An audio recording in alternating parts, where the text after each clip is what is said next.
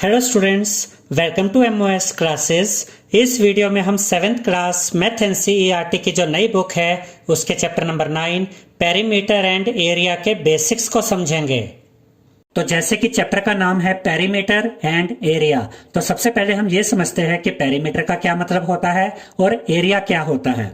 Perimeter is the distance around a closed figure. इसका ये मतलब है कि अगर कोई क्लोज्ड फिगर है जैसे कि ये ट्रायंगल या फिर ये रेक्टेंगल, तो इनकी जो बाउंड्रीज का सम होता है, इन बाउंड्रीज के सम को हम पेरीमीटर कहते हैं। अब इस ट्रायंगल की तीनों साइड्स को देखिए। ये वाली साइड है 3 सेंटीमीटर, इस साइड की लेंथ है 4 सेंटीमीटर, इस साइड की लेंथ है 5 सेंटीमीटर। अगर हमें इस ट्रायंगल का पेरीमीटर फाइंड करना है तो हम इन तीनों साइड्स को ऐड कर देंगे। 3 + 4 7 होता है, 7 + 5 12 होता है। तो इस ट्रायंगल का पेरीमीटर क्या आएगा? इस ट्रायंगल का पेरीमीटर होगा 12 सेंटीमीटर। याद रखिएगा स्टूडेंट्स कि अगर आप किसी क्लोज्ड फिगर का पेरीमीटर फाइंड करते हैं तो अगर यहां पर सेंटीमीटर है तो पेरीमीटर में भी आप सेंटीमीटर ही लिखेंगे। अगर यहां पर मीटर होता तो यहां पर भी हम मीटर ही लिखते। अब इस रेक्टेंगल को देखिए। इस रेक्टेंगल में ये दो साइड्स 3 सेंटीमीटर है और ये दो साइड्स 5 सेंटीमीटर है। अब अगर हमें इस रेक्टेंगल का पेरीमीटर फाइंड करना है तो हम इन चारों साइड्स को ऐड कर देंगे। 5 + 3 8 होता है, 8 + 5 13 होता है, 13 + 3 16 होता है। तो इस रेक्टेंगल का पेरीमीटर हमें मिल जाएगा 16 सेंटीमीटर। याद रखिएगा स्टूडेंट्स कि रेक्टेंगल का पेरीमीटर फाइंड करने का एक फॉर्मूला होता है जो भी थोड़ी देर में हम आपको समझाएंगे। तो यहां पर हमने ये समझा स्टूडेंट्स कि पेरीमीटर का मतलब होता है बाउंड्रीज का सम। अब हम देखते हैं कि एरिया क्या होता है। Area is the region occupied by the closed figure. इसका यह मतलब है कि कोई चीज कितनी जगह घेरती है वो उस चीज का एरिया कहलाता है। जैसे कि यहाँ पर आप देख सकते हैं कि हमने स्क्वायर का एक रफ डायग्राम यहाँ पर ड्रॉ किया है। तो ये स्क्वायर कितनी जगह घेर रहा है, ये वाली जगह, ये इस स्क्वायर का एरिया होगा। यहाँ पर आप अपनी बुक का भी एग्जांपल ले सकते हैं कि आपकी बुक कितनी जगह घेरती है, वो उस बुक का एरिया है। याद रखिएगा स्टूडेंट्स कि अगर आप किसी शेप का एरिया फाइंड करते हैं, किसी चीज का एरिया फाइंड करते हैं, तो अगर उस शेप की मेजरमेंट्स सेंटीमीटर में दी गई है तो जो एरिया आप फाइंड करेंगे उसके साथ आंसर में आप लिखेंगे सेंटीमीटर स्क्वायर। और अगर मेजरमेंट्स मीटर में दी गई है तो जो एरिया आप फाइंड करेंगे उसके साथ आप आंसर में लिखेंगे मीटर स्क्वायर। जबकि पेरीमीटर में यहां पर स्क्वायर नहीं लगता है। अब हम देखेंगे कि अलग अलग शेप्स के पेरीमीटर और एरिया कैसे फाइंड किए जाते हैं और इसके लिए कौन कौन से फॉर्मूलाज होते हैं। तो अब हम देखते हैं कि स्क्वायर का पेरीमीटर और स्क्वायर का एरिया कैसे फाइंड किया जाता है। यहाँ पर हमने स्क्वायर का एक रफ डायग्राम ड्रॉ किया है और इस स्क्वायर की चारों साइड्स की लेंथ है 3 सेंटीमीटर, क्योंकि स्क्वायर की चारों साइड्स इक्वल होती हैं। अब अगर हमें इस स्क्वायर का पेरीमीटर फाइंड करना है तो उसका एक तरीका तो यह है कि हम इस स्क्वायर की चारों साइड्स को ऐड कर दें। 3 + 3 6 होता है, 6 + 3 9 होता है, 9 + 3 12 होता है। यानी कि इस स्क्वायर का पेरीमीटर है 12 सेंटीमीटर। और स्क्वायर का पेरीमीटर फाइंड करने के लिए एक फॉर्मूला भी होता है। तो यहां पर हम लिखेंगे perimeter of square is equal to 4 × side. और इस स्क्वायर की चारों साइड्स की लेंथ 3 सेंटीमीटर है, तो यहां पर साइड की जगह हम लिखेंगे 3 और 4 × 3 12 होता है, तो यहां पर हम लिखेंगे 12 सेंटीमीटर। तो पेरीमीटर ऑफ स्क्वायर का फॉर्मूला आप याद रखिएगा 4 × साइड। अब हम इस स्क्वायर का एरिया फाइंड करेंगे। स्क्वायर का एरिया फाइंड करने के लिए फॉर्मूला होता है साइड × साइड। तो यहां पर हम लिखेंगे area of square is equal to side × side. अब इस स्क्वायर की चारों साइड्स की लेंथ 3 सेंटीमीटर है, तो यहां पर हम लिखेंगे 3 × 3। 3 × 3 9 होता है, तो यहां पर हम लिखेंगे 9 सेंटीमीटर स्क्वायर। अगर इस स्क्वायर की चारों साइड्स 4 सेंटीमीटर होती तो यहां पर हम लिखते 4 × 4। तो एरिया ऑफ स्क्वायर का फॉर्मूला याद रखिएगा साइड × साइड। अब हम देखेंगे कि रेक्टेंगल का पेरीमीटर और रेक्टेंगल का एरिया कैसे फाइंड करते हैं। याद रखिएगा स्टूडेंट्स कि रेक्टेंगल की अपोजिट साइड्स आपस में इक्वल होती है। तो इस रेक्टेंगल की ये दोनों साइड्स इक्वल होंगी और ये दोनों अपोजिट साइड्स भी इक्वल होंगी। ये रेक्टेंगल की लेंथ होती है और ये रेक्टेंगल की ब्रेड्थ होती है। यानी कि ये इस रेक्टेंगल की लंबाई है और ये इस रेक्टेंगल की चौड़ाई है। रेक्टेंगल इस तरीके से भी हो सकता है। यहाँ पर आप देख सकते हैं कि लेंथ छोटी है जबकि ब्रेड्थ ज्यादा है। इस रेक्टेंगल में भी ये दोनों अपोजिट साइड्स आपस में इक्वल होंगी और ये दोनों अपोजिट साइड्स भी आपस में इक्वल होंगी।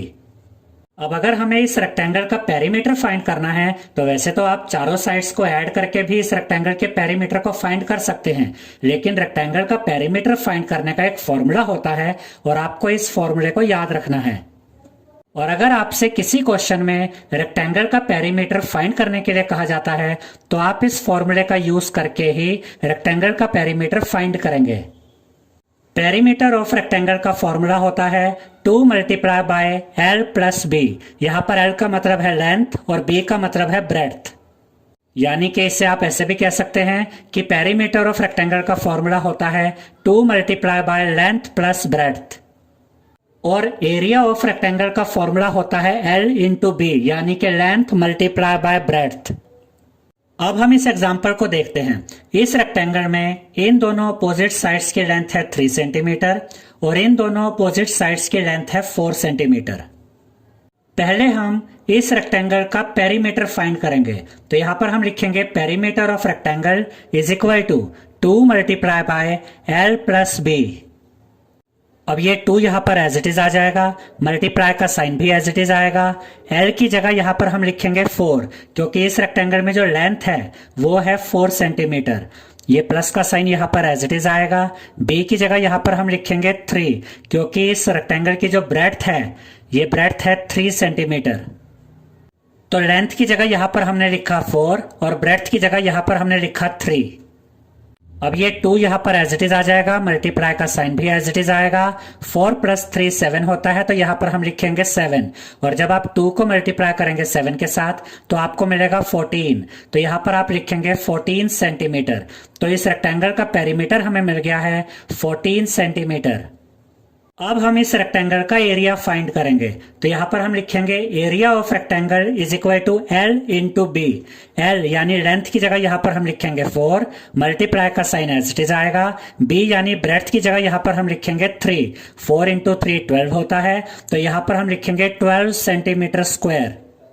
तो इस रेक्टेंगल का एरिया हमें मिल गया है 12 सेंटीमीटर स्क्वायर।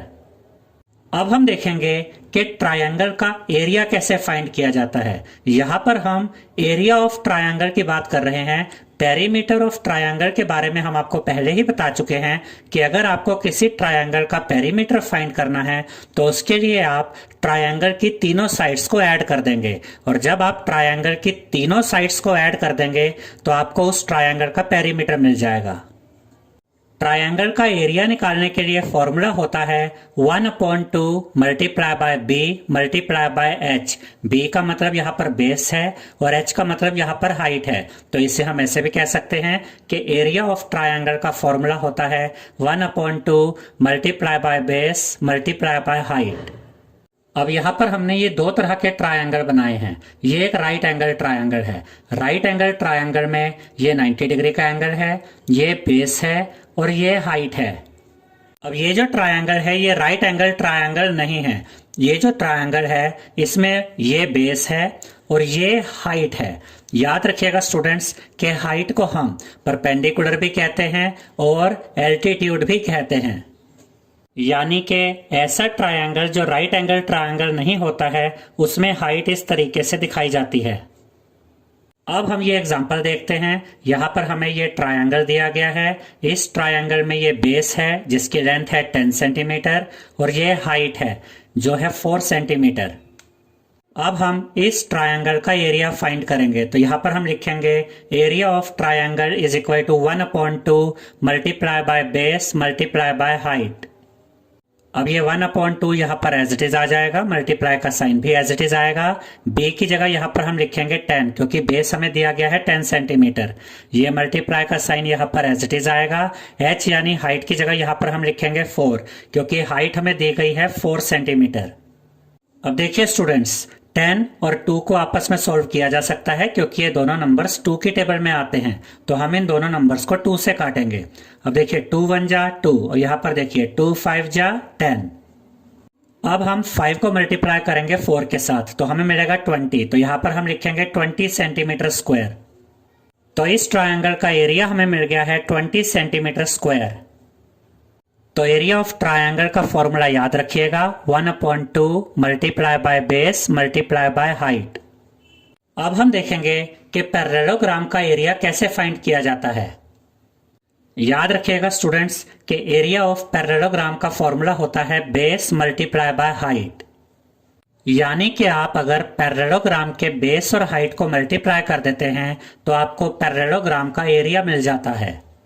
याद रखिएगा स्टूडेंट्स कि पैरेललोग्राम में हाइट के अकॉर्डिंग बेस का पता चलता है। इस पैरेललोग्राम में ये हाइट है तो ये बेस होगा, और इस पैरेललोग्राम में ये हाइट है तो ये बेस होगा। अब हम ये एग्जांपल देखते हैं। यहाँ पर आप देख सकते हैं कि ये एक पैरेललोग्राम है और इस पैरेललोग्राम में ये हाइट है 6 सेंटीमीटर और ये बेस है 7 सेंटीमीटर।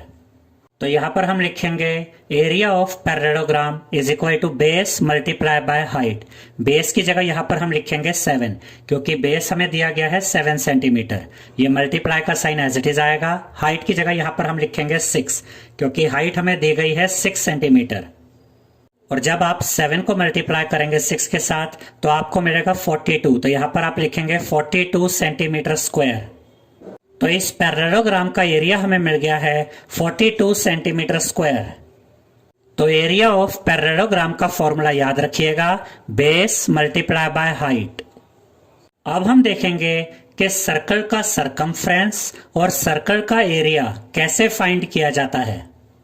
अब ध्यान से देखिए स्टूडेंट्स कि ये एक सर्कल है और ये इस सर्कल का सेंटर है। सेंटर से सर्कल तक का जो डिस्टेंस होता है इसे हम रेडियस कहते हैं। रेडियस ऐसे भी बन सकती है, ऐसे भी बन सकती है, ऐसे भी बन सकती है, ऐसे भी बन सकती है।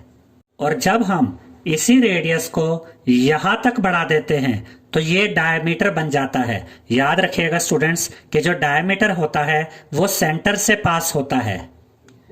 और डायमीटर ऐसे भी बन सकता है, ऐसे भी बन सकता है, ऐसे भी बन सकता है।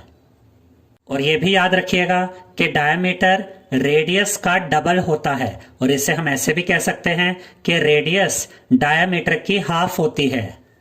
तो अगर किसी क्वेश्चन में सर्कल का डायमीटर 50 सेंटीमीटर दिया गया है तो इस सर्कल की जो रेडियस होगी वो 50 का हाफ यानी कि 25 सेंटीमीटर होगी। अब हम देखते हैं कि सरकमफ्रेंस का क्या मतलब होता है। अभी तक हमने देखा कि ट्रायंगल, स्क्वायर या रेक्टेंगल के बाउंड्रीज के सम को हम पेरीमीटर कहते हैं। इसी चीज को सर्कल में सरकमफ्रेंस कहा जाता है।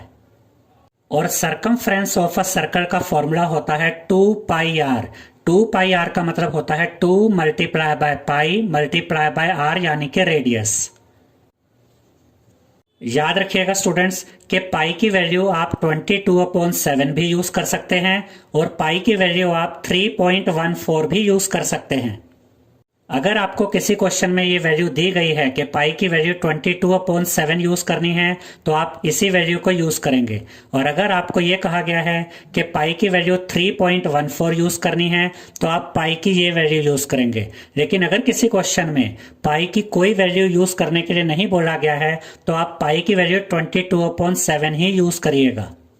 यानी कि पाई की ये जो वैल्यू है 3.14 इसे आप तभी यूज करिएगा जब इसे यूज करने के लिए कहा जाए। तो सरकमफ्रेंस ऑफ अ सर्कल का फॉर्मूला होता है 2πr। अब हम देखेंगे सर्कल का एरिया कैसे फाइंड करते हैं। एरिया ऑफ सर्कल का फॉर्मूला होता है πr²। r² का मतलब होता है r मल्टीप्लाई बाय r। अब देखिए स्टूडेंट्स, πr² को आप ऐसे भी लिख सकते हैं, pi multiply by R multiply by R. तो एरिया ऑफ अ सर्कल का फॉर्मूला होता है πr²। अब हम एक एग्जांपल देखते हैं। हमें एक सर्कल की रेडियस दी गई है 35 सेंटीमीटर। तो पहले हम इस सर्कल का सरकमफ्रेंस फाइंड करेंगे। तो यहां पर हम लिखेंगे circumference is equal to 2πr।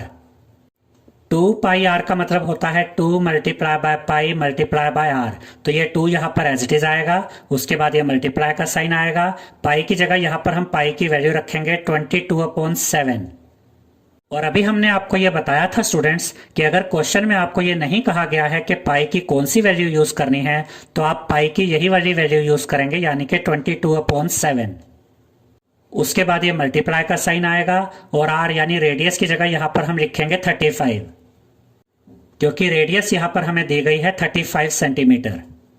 अब देखिए स्टूडेंट्स, 35 और 7 को आपस में सॉल्व किया जा सकता है, क्योंकि ये दोनों नंबर 7 की टेबल में आते हैं, तो हम इन दोनों नंबर्स को 7 से काटेंगे। अब देखिए 7 1 जा 7 और यहां पर देखिए 7 5 जा 35।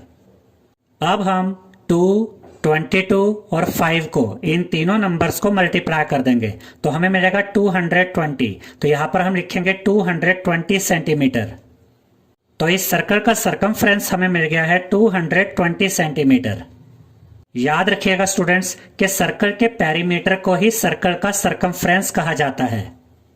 अब हम इसी सर्कल का एरिया फाइंड करेंगे, तो यहां पर हम लिखेंगे area is equal to pi are square. Pi की जगह यहां पर हम लिखेंगे 22/7, उसके बाद ये मल्टीप्लाई का साइन आएगा, और आर स्क्वायर की जगह यहां पर हम लिखेंगे 35 का स्क्वायर, क्योंकि आर यानी रेडियस कितनी है 35। अब ये 22/7 यहां पर एज इट इज आएगा, ये मल्टीप्लाई का साइन भी एज इट इज आएगा। 35 स्क्वायर का मतलब होता है 35 मल्टीप्लाई बाय 35। अब देखिए स्टूडेंट्स, 35 और 7 को आपस में सोल्व किया जा सकता है, क्योंकि ये दोनों नंबर 7 की टेबल में आते हैं, तो हम इन दोनों नंबर्स को 7 से काटेंगे। अब देखिए 7 1 जा 7 और यहां पर देखिए 7 5 जा 35। अब यहां पर बचा 22 मल्टीप्लाई बाय 5 मल्टीप्लाई बाय 35। जब आप इन तीनों नंबर्स को मल्टीप्लाई करेंगे तो आपको मिलेगा 3850। तो यहां पर आप लिखेंगे 3850 सेंटीमीटर स्क्वायर। तो इस सर्कल का एरिया हमें मिल गया है 3850 सेंटीमीटर स्क्वायर। अब हम देखेंगे सेमी सर्कल के बारे में। सेमी सर्कल का मतलब होता है सर्कल का हाफ, और सेमी सर्कल में ये डायमीटर भी होता है। अब देखिए स्टूडेंट्स, ये एक कंप्लीट सर्कल है और ये इस सर्कल का डायमीटर है। अब अगर हम इस सर्कल का हाफ कर दें तो इस सेमी सर्कल में ये वाला पार्ट होगा और ये डायमीटर होगा, और सेमी सर्कल का जो पेरीमीटर होता है उसमें इस डायमीटर की भी लेंथ होती है और इस वाले पार्ट की भी लेंथ होती है। तो perimeter of a semi circle का फॉर्मूला होता है d प्लस पाई आर।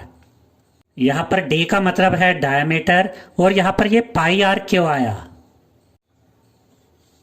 अब देखिए स्टूडेंट्स, सरकमफ्रेंस ऑफ सर्कल का फॉर्मूला होता है 2 पाई आर, और हमें तो सेमी सर्कल का सरकमफ्रेंस यानी कि सेमी सर्कल का पेरीमीटर फाइंड करना है, तो हम 2 पाई आर को हाफ कर देंगे। 2 से 2 कट जाएगा, तो यहां पर क्या बचा? पाई आर।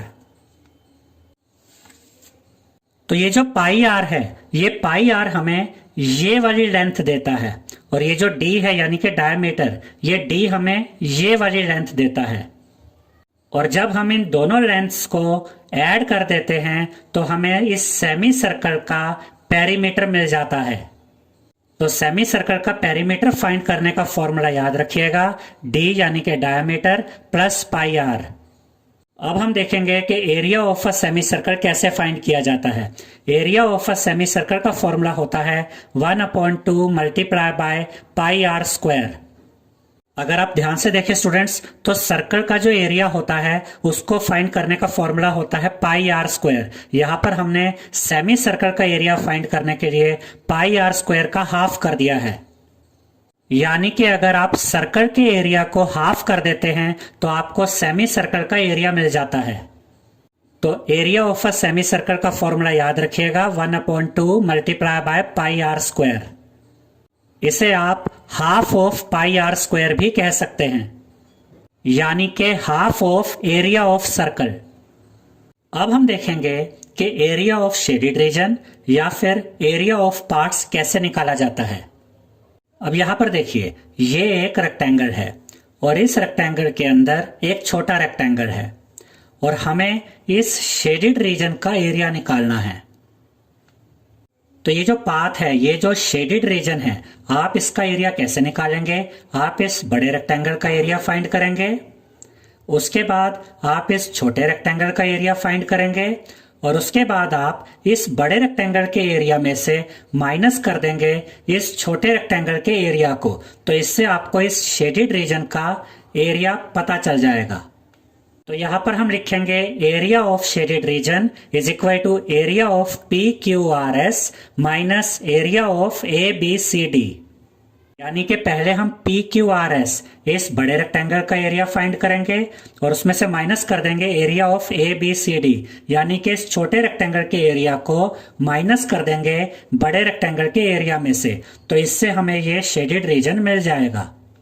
और देखिए स्टूडेंट्स, यहाँ पर ये एक बड़ा सर्कल है और उसके बीच में यहाँ पर ये एक छोटा सर्कल है और हमें ये शेडेड रीजन फाइंड करना है। तो इसके लिए हम पहले इस बड़े सर्कल का एरिया फाइंड करेंगे, उसके बाद हम इस छोटे सर्कल का एरिया फाइंड करेंगे और उसके बाद हम बड़े सर्कल के एरिया में से माइनस कर देंगे छोटे सर्कल के एरिया को। तो इससे हमें ये शेडेड रीजन मिल जाएगा। तो यहां पर हम लिखेंगे area of shaded region is equal to area of larger circle minus area of smaller circle. अब इस एग्जांपल को देखिए स्टूडेंट्स, इसमें हमें ये बड़ा सर्कल दिया गया है और इस बड़े सर्कल के अंदर ये दो छोटे सर्कल्स दिए गए हैं और ये रेक्टेंगल भी दिया गया है और हमें ये शेडेड रीजन निकालना है। तो इस शेडेड रीजन को फाइंड करने के लिए हम इस बड़े सर्कल का एरिया निकालेंगे और इसमें से माइनस कर देंगे इन दोनों छोटे सर्कल के एरिया को और इस रेक्टेंगल के एरिया को, जिससे हमें ये शेडेड रीजन मिल जाएगा।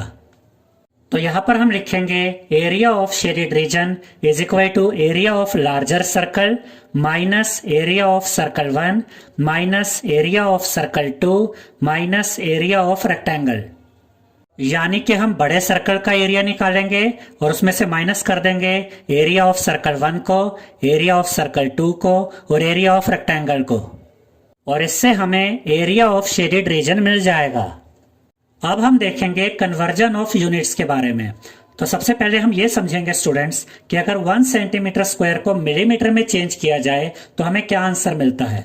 याद रखिएगा स्टूडेंट्स कि 1 सेंटीमीटर स्क्वायर इक्वल होता है 100 मिलीमीटर स्क्वायर के। अब हम देखेंगे कि ये होता कैसे है। 1 सेंटीमीटर इक्वल होता है 10 मिलीमीटर के। याद रखिएगा स्टूडेंट्स कि 1 सेंटीमीटर स्क्वायर को आप ऐसे भी लिख सकते हैं 1 centimetre multiply by 1 centimetre. 1 multiply by 1 होता है और जब आप सेंटीमीटर को मल्टीप्लाई करते हैं सेंटीमीटर के साथ तो आपको मिलता है सेंटीमीटर स्क्वायर। तो आप 1 सेंटीमीटर स्क्वायर लिखिए या 1 सेंटीमीटर मल्टीप्लाई बाय 1 सेंटीमीटर लिखिए, बात एक ही है। अब 1 सेंटीमीटर की जगह यहां पर हम लिख सकते हैं 10 मिलीमीटर, क्योंकि यहां पर हमने देखा था कि 1 सेंटीमीटर इक्वल होता है 10 मिलीमीटर के। ये मल्टीप्लाई का साइन एज इट इज आएगा। इस 1 सेंटीमीटर की जगह भी यहां पर हम लिखेंगे 10 मिलीमीटर। अब देखिए 10 मल्टीप्लाई बाय 10 100 होता है, तो यहां पर हम लिखेंगे 100। जब आप मिलीमीटर को मल्टीप्लाई करते हैं मिलीमीटर के साथ तो आपको मिलता है मिलीमीटर स्क्वायर, तो यहां पर आप लिखेंगे मिलीमीटर स्क्वायर। तो 1 सेंटीमीटर स्क्वायर इक्वल होता है 100 मिलीमीटर स्क्वायर के। अब इसके बाद याद रखिएगा स्टूडेंट्स कि अगर आप 1 मीटर स्क्वायर को कन्वर्ट करते हैं सेंटीमीटर में तो आपको मिलेगा 1 metre square is equal to 10,000 centimetre square. अब हम देखते हैं कि ये कैसे होता है। अब देखिए 1 मीटर इक्वल होता है 100 सेंटीमीटर के और 1 मीटर स्क्वायर को हम ऐसे लिख सकते हैं 1 metre multiply by 1 metre. 1 metre की जगह यहां पर हम लिख सकते हैं 100 सेंटीमीटर, क्योंकि 1 मीटर इक्वल होता है 100 सेंटीमीटर के। ये मल्टीप्लाई का साइन यहां पर एज इट इज आएगा और इस 1 मीटर की जगह भी यहां पर हम लिख सकते हैं 100 सेंटीमीटर। 100 को 100 के साथ मल्टीप्लाई करेंगे तो आपको मिलेगा 10,000। सेंटीमीटर को सेंटीमीटर के साथ मल्टीप्लाई करेंगे तो आपको मिलेगा सेंटीमीटर स्क्वायर। तो इस तरह से 1 मीटर स्क्वायर इक्वल होता है 10,000 सेंटीमीटर स्क्वायर के। तो अभी तक हमने ये समझा स्टूडेंट्स कि अगर हम 1 सेंटीमीटर स्क्वायर को कन्वर्ट करते हैं मिलीमीटर स्क्वायर में तो हमें मिलेगा 1 centimetre square is equal to 100 millimetre square. और अगर हम 1 मीटर स्क्वायर को कन्वर्ट करते हैं सेंटीमीटर स्क्वायर में तो हमें मिलेगा 1 metre square is equal to 10,000 centimetre square. इसके बाद याद रखिएगा स्टूडेंट्स कि जो बड़ी बड़ी जमीनें होती है, बड़ी बड़ी लैंड्स होती हैं, इन्हें हेक्टेयर में नापा जाता है। और अगर आप 1 हेक्टेयर को कन्वर्ट करते हैं मीटर स्क्वायर में तो आपको मिलता है 1 hectare is equal to 10,000 metre square, यानी कि 1 हेक्टेयर इक्वल होता है 10,000 मीटर स्क्वायर के।